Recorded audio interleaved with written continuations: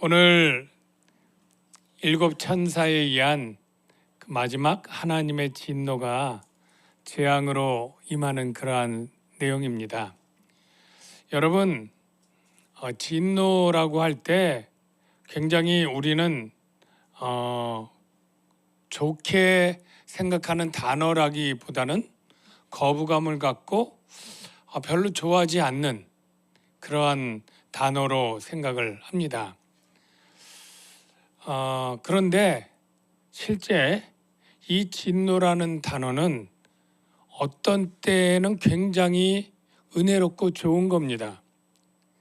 무슨 말이냐면 여러분이 혹시 중고등학생 때 여러분 반에 소위 일진이라고 하는 친구들 몇 명이 있는데 여러분에게 와서 도시락 뺏어 먹고 심부름 시키고 욕하고 막 그런다고 하면 그 밑에서 1년 동안 지내야 될 때 스트레스가 얼마나 크고 손해가 얼마나 많겠습니까? 공부하는데 방해가 되고 누가 좀 어떻게 해주면 좋은데 선생님도 어쩌지 못하고 학교에서도 어쩌지 못한다고 할 때 누군가 와서 그 코를 납작하게 혼내주고 야단쳐서 다시는 그렇게 하지 못하도록 하게 될 때 그에 대한 진노는 바로 공이고 그리고 선한 학생들을 향한 사랑이죠.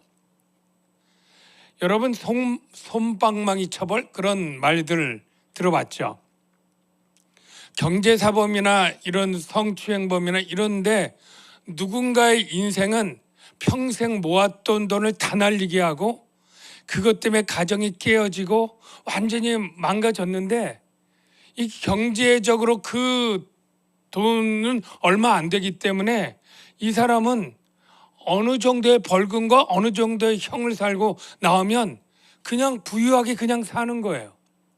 그때 당한 수많은 피해자들의 인생은 거의 망가지고 피폐됐는데 조그만 대가를 치르고 그가 떳떳하게 사회에서 잘 먹고 잘 산다 할 때 공의가 어디 있고 왜 그 나라의 법은 이렇게 솜뭉치처럼 약한 처벌로 정말 그 사람들이 활개치고 죄악들이 더 무성해져서 수많은 선의의 피해자들이 양산되게 만드는가 이러한 주장들이 있지 않습니까? 이럴 때 정말로 솜방망이 처벌이 아니라 다시는 그런 일을 하지 못할 정도로 따끔하게 매운맛을 징벌로서 해준다면 그것이 억울하게 한 맺힌 그러한 선한 피해자들의 원한을 풀어주는 일이 되겠죠. 오늘 본문 시작이 어떻게 시작하느냐면 하늘의 크고 다른 이상한 이적을 보매 일곱 천사가 일곱 재앙을 가졌다. 천사가 재앙을 가진 게 이상한 게 아니에요. 곧 마지막 재앙이라 하나님의 진노가 이것으로 마치리로다. 이 말이 뭐냐면 하나님이 완전하게 솜방망이 처벌하지 않는다는 거예요. 우리 하나님은 사랑과 은혜가 많으신 분이지만 하나님의 약속을 오래 참고 참지만 그것을 어기는 자에게 반드시 진노를 베푸심으로 말미암아 억울함을 당한 수많은 그러한 피해자들과 이러한 상처받은 자들을 올바르게 위로하는 자, 이게 바로 우리 하나님이시다라는 거예요. 지난번에 스데반 설교, 요즘 스데반 설교 하는데 스데반이 돌에 맞을 때 천사의 얼굴과 같더라. 그런 거 다 여러분 기억나시죠?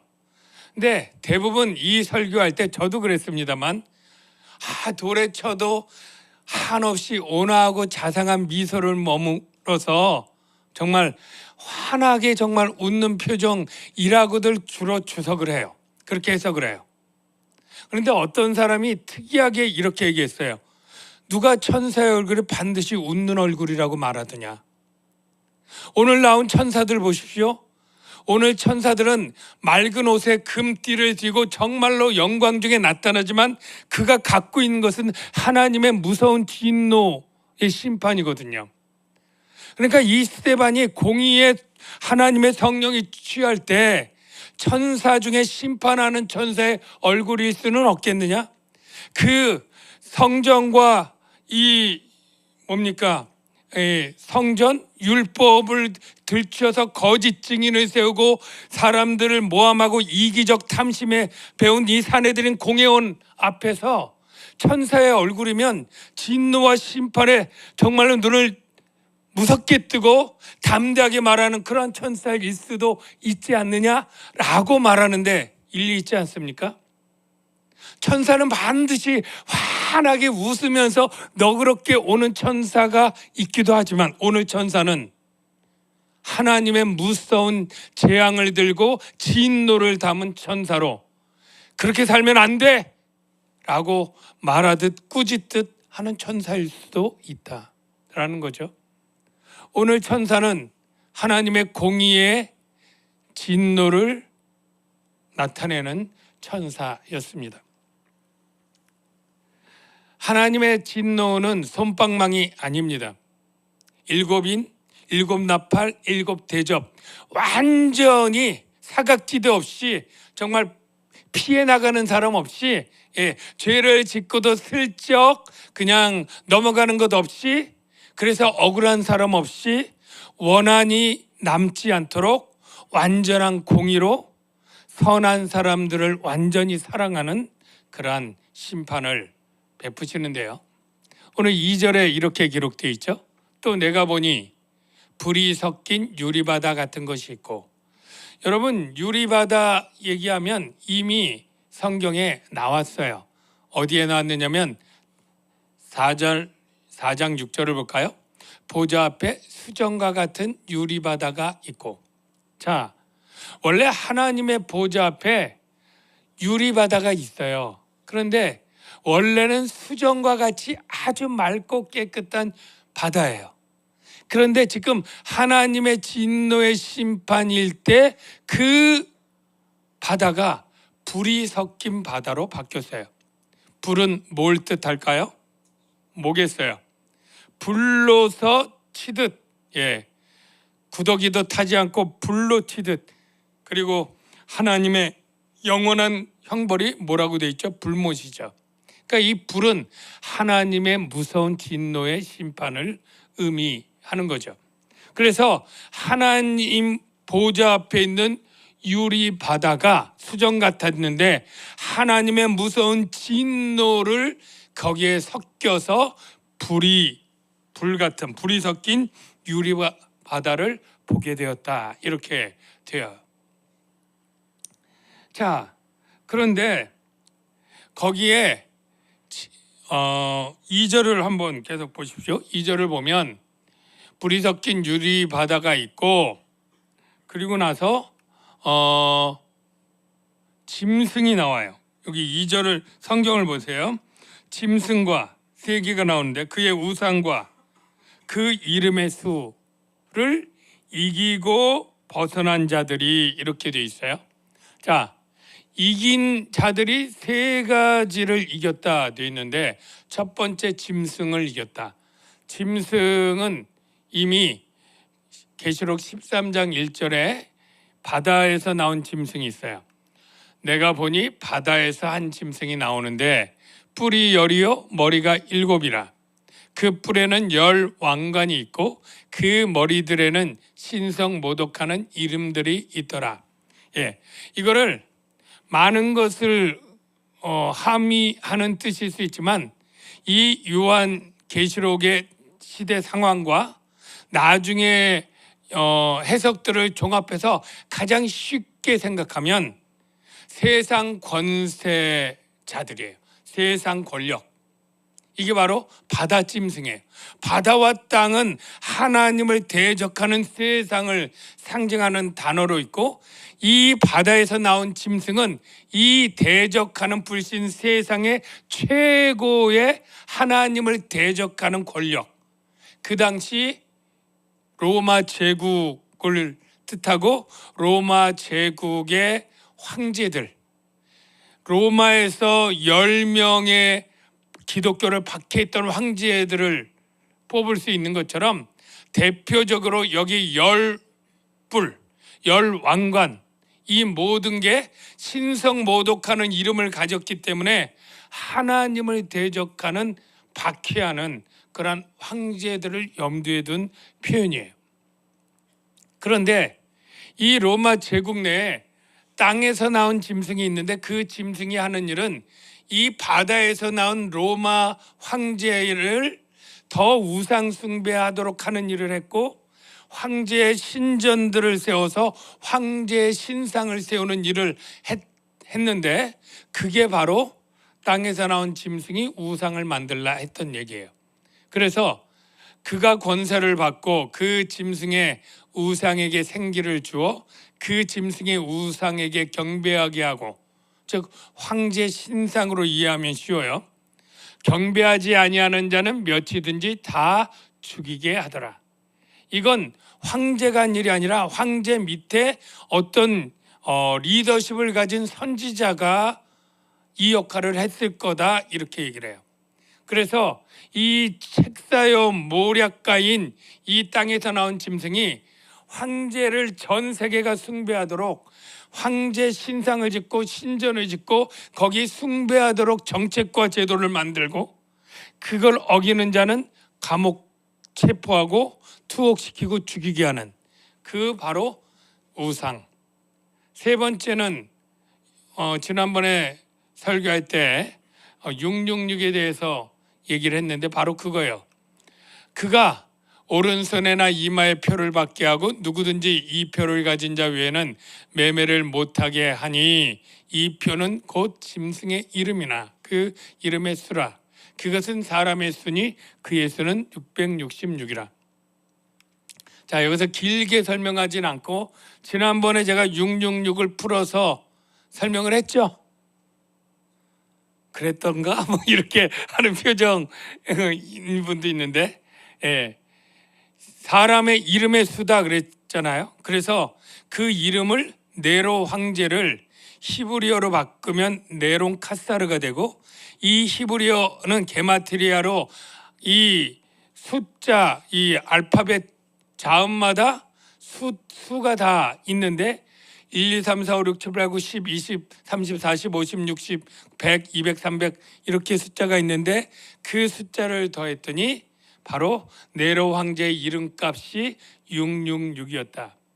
이걸 가장 저는 설득력 있게 보면서 여러분에게 얘기를 했습니다. 결국 지금 나오는 이 짐승들은 어떤 진짜 괴물이 아니라 뭐 정말 7머리 10뿔 괴물, 막 바다에서 막 이렇게 정말 그림 막 그려놓고 그거 설명하고 하는 그런 가르침도 있는데, 뭐 그리고 네이버에 치어서 보면 막 괴물들 막 그려놓고 하는데, 요한이 그 당시에 적그리스도적인 세력들을 이렇게 은유와 상징으로 묘사할 수밖에 없었던 배경을 여러분 아시잖아요.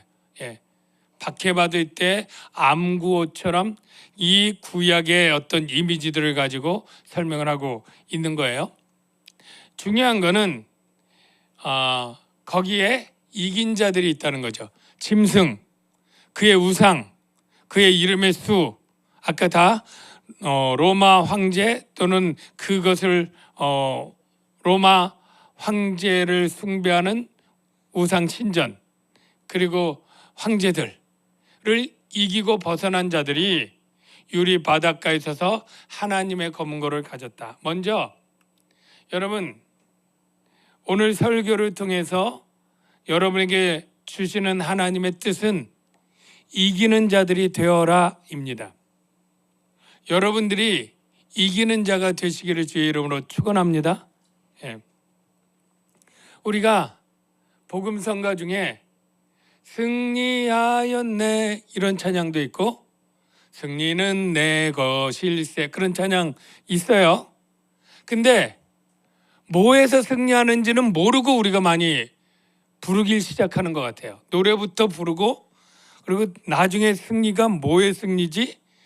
자기 나름대로 이제 해석들을 하는데, 우리가 우리의 싸움은 혈과 육에 관한 것이 아니다라는 말씀도 알고, 또 사도 바울이 에베소서에 전신갑주를 입어라 이렇게 하는 얘기도 듣고, 성경에 보면 영적 전쟁에 관한 얘기가 많이 나오는데 구체적으로 승리가 뭘까라고 하면 우리가 보통 전쟁하는 것처럼 사단을 때려잡고, 사단을 없애고 뭐 이런 것으로 생각하기 쉬운데, 사실은 그것이 아니고 그 사단 때려잡고 죽이는 일은 우리 대장 대신 예수님이 할 일이고, 우리는 사단을 때려잡거나 귀신을 없애는 일은 우리에게 주어진 일이 아니에요.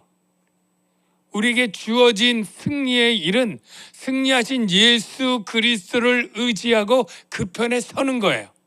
그 편에 어떻게 서느냐 하면 믿음으로 섭니다. 그 믿음을 가지고 있는 게 승리라는 게 어떻게 목사님이 그렇게 설교하느냐, 근거가 있느냐 그러면, 요한계시록을 쓴 사람이 또 요한 복음도 썼지만 요한 1, 2, 3서 또 같은 요한이 썼잖아요.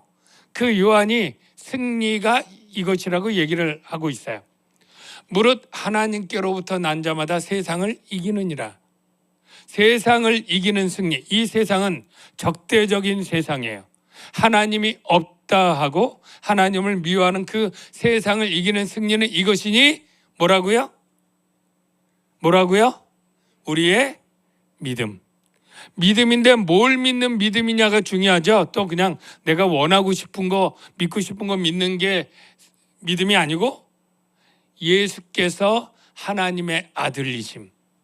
예수가 한낱 그 미친 자처럼 거짓말쟁이처럼 잡아 죽였던 시대 아니에요?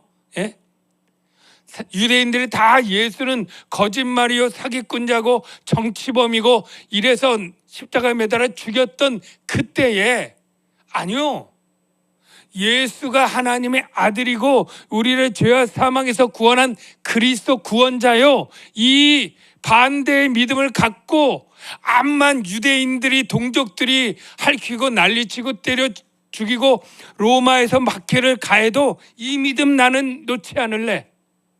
어떤 손해가 온다 할지라도, 어떤 어려움이 있다 할지라도 이 믿음을 지킬래. 그리고 죽을 때까지 지키면. 그래서 이 믿음은 피스토스인데 충성이란 단어로도 번역돼요. 믿음은 잠깐 믿었다가 그렇게 동의해 끝나는 게 아니에요. 믿음은 네가 죽도록 충성하라, 이런 말씀 여러분 들어봤죠? 이게 뭐예요? 죽을 때까지 믿음을 지키고 있어라 이거예요. 믿음은 죽을 때까지 죽도록 충성하라. 이게 봉사 열심히 힘들게 봉사하라 그 뜻이 아니고 생명의 면류관을 주리라. 그래서 그 뒷말이 생명이 나오는 거잖아요. 네가 믿음 때문에 죽어, 그럼 죽어야 돼. 죽음을 결정해, 그럼 너에게 생명이 올 거야, 이 말이거든요. 그러니까 우리가 승리해야 된다는데 동의하셨잖아요. 승리를 어떻게 해야 된다고요? 믿음을 지키는 거예요. 어떤 믿음? 예수가 하나님이고 예수가 구원자라고 하는 이 믿음을 언제까지? 죽을 때까지. 그게 바로 승리하였네, 승리하리라. 승리는 내 것일세. 부를 때 우리의 고백이 바로 다 그 의미지. 그냥 그날 어떤 악한 세력과 내가 싸웠거나 이겼거나 시험 이겨냈거나 그 정도로 작은 것들이 아니에요. 자, 그런데 제가 이제 말하는 것은 승리한 사람들은 이제 어떻게 살아야 될까? 승리를 계속 하기 위해서 이 승리한 사람들이 살아가는 삶의 모습은 어때야 될까? 여러 가지로 얘기를 착하게 살고 믿음으로 살고 있지만, 오늘 요한계시록은 어떻게 살라고 얘기하느냐면 예배하는 삶이라고 볼 수 있어요. 예배하는 삶. 제가 어떻게 하냐면 3절에 이렇게 얘기를 하잖아요. 하나님의 종 모세의 노래 어린 양의 노래를 불러 이르되. 그러니까 이 이긴 자들이 뭐 하느냐면 노래하고 있어요. 노래. 근데 그 노래가 어린 양의 노래예요. 어린 양. 어린 양은 예수라는 건 여러분 아시죠? 근데 그 앞에 어린 양의 노래가 어떤 노래냐면 모세의 노래와 성격이 같다. 그 뜻이에요. 모세의 노래 곧 어린 양의 노래를 불러 이르시되, 그러면 어린 양의 노래는 어떤 노래인가를 설명하면 한마디로 말하면 구원하신 하나님을 높여드리는 노래예요. 자, 여기 보십시오. 주 하나님, 이게 노래 내용이에요. 주 하나님, 하나님은 나의 주인이신데 전능하셔요. 왜 전능하다고 고백을 하느냐면 하는 일이 크고 놀라우시다. 하나님이 크고 놀라운 일을 행했는데 그거는 전능한 분 아니면 할 수 없는 일이에요. 그 일이 뭐냐? 만국의 왕이시여 주의 길이 의롭고 참되시도다. 여기 딱 뭐라고는 안 나왔는데 주님이 하신 일이 의로운 일이고 참된 일이고 만국의 왕으로서 큰 일을 했다는 거예요. 그런데 그러면 하나님은 어떤 의롭고 참된 일을 전능한 힘으로 잘 하셨다. 이걸 지금 노래하는데 이걸 힌트를 조금 더 잘하려면 모세의 노래를 봐. 그런 뜻이에요. 그러면 모세의 노래는 언제 여러분 모세가 노래했는지 아시죠? 언제요?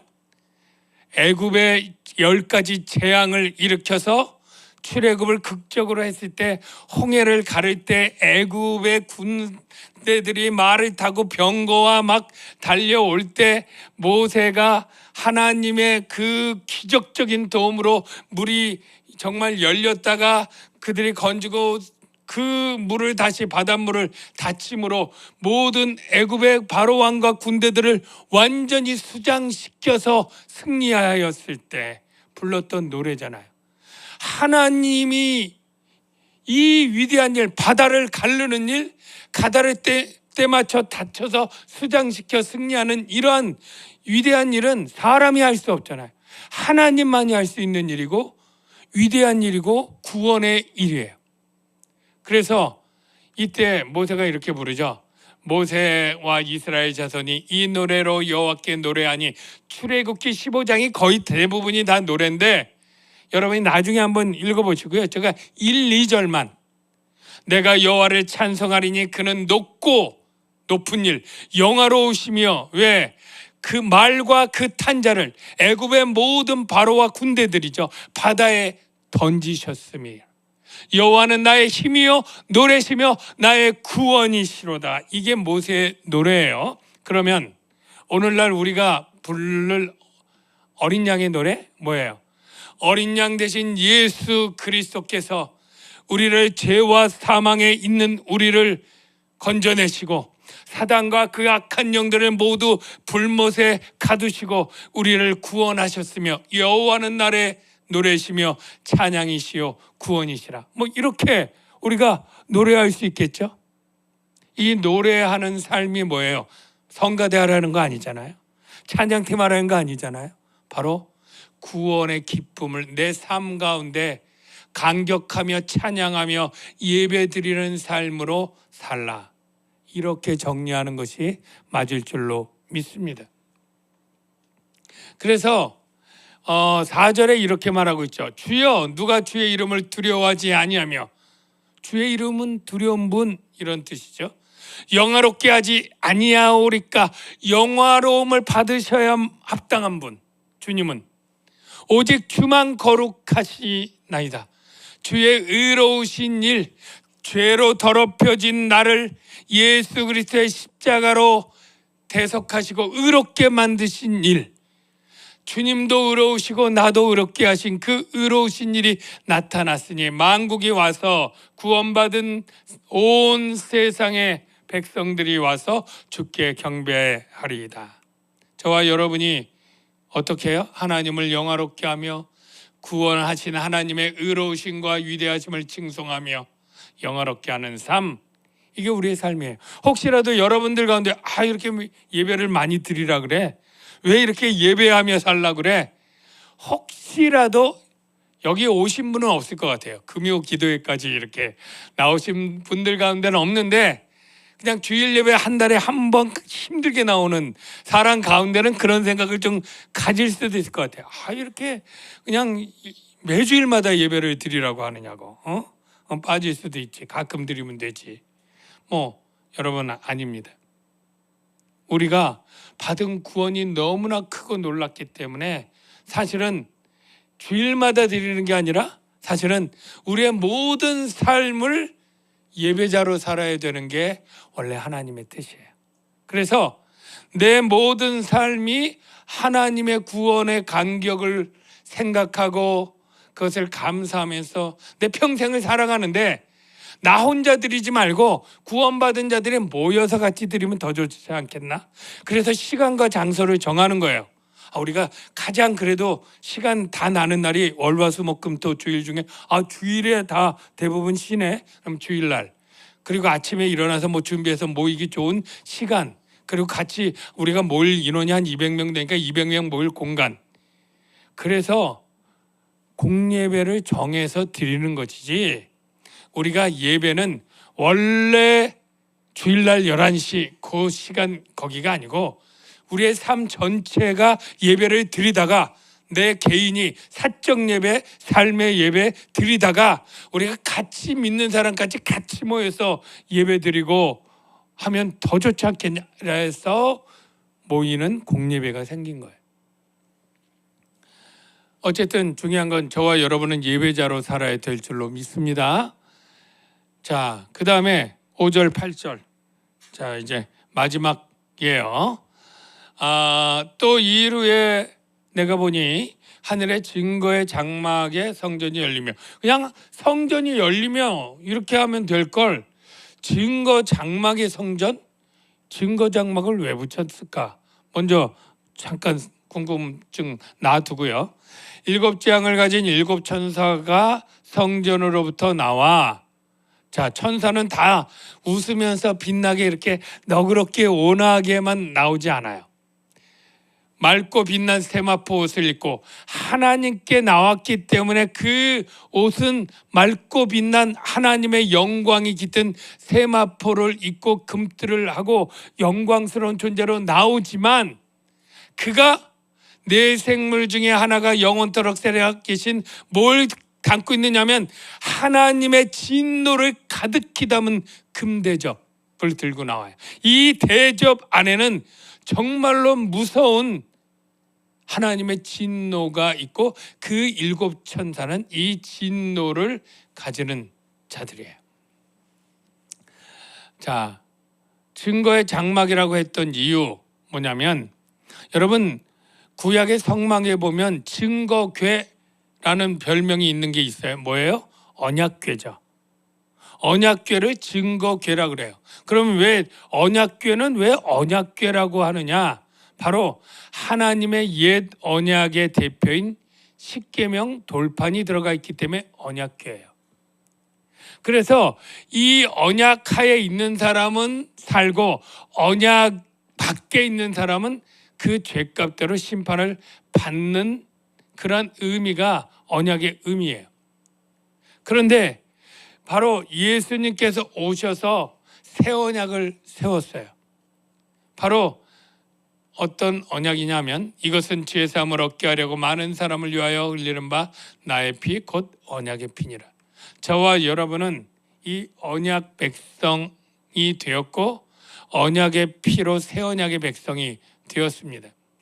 그래서 하나님의 무서운 심판이 누구에게 가느냐 하면 언약 밖에 있는 자들에게 이제 하나님이 언약대로 신실하게 진노의 심판을 하실 것을 나타내는 의미로 하나님의 천사들이 증거의 장막 성전에서 나온다. 왜? 언약 밖에 있는 자는 핑계치 못하고 그 죄값을 하나님의 무서운 진노로 당하게 될 것이다 라고 하는 함의가 그 표현 가운데 있는 거예요. 그래서 마지막 8절을 보면 이렇게 끝나요. 하나님의 영광과 능력으로 말미암아 성전 연기가 가득 차매. 원래 여러분 연기, 구름 이게 실제 수증기가 아니고 실제 나무 탈 때 이런 뭐 이산화탄소 이런 게 아니에요. 성경의 연기, 구름은 다 하나님의 영광스러운 임재를 나타내는 신비한 어떤 것들이에요. 그게 가득 참에 일곱 천사의 일곱 재앙이 마치기까지는 성전에 감히 들어갈 자가 없더라. 이 말은 하나님의 심판은 중단시킬 자가 없다는 거예요. 누가 간섭하거나 개입할 자가 없이 하나님의 심판은 엄위하게 처음부터 끝까지 100% 완전하게 맞춰진다, 그 뜻인데요. 근데 영광과 능력이라고 하는 단어 생각해 보세요. 우리가 영광 할 때 찬란하고 빛나는 어떤 광채를 생각하면서 하나님의 어떤 구원과 놀라운 것만 생각하는데, 제가 서두에 얘기한 것처럼 하나님의 무서운 진노의 심판이 일어나는 것도 하나님의 영광과 능력으로 나타나는 거예요. 죄와 사망에서 우리를 건져내는 것도 은혜와 긍휼도 하나님의 영광과 능력으로 구원도 이루어지지만, 악한 자들의 언약을 어기고 패역한 자들에 대한 하나님의 무서운 진노의 심판도 하나님의 영광과 능력으로 나타나는 것이다.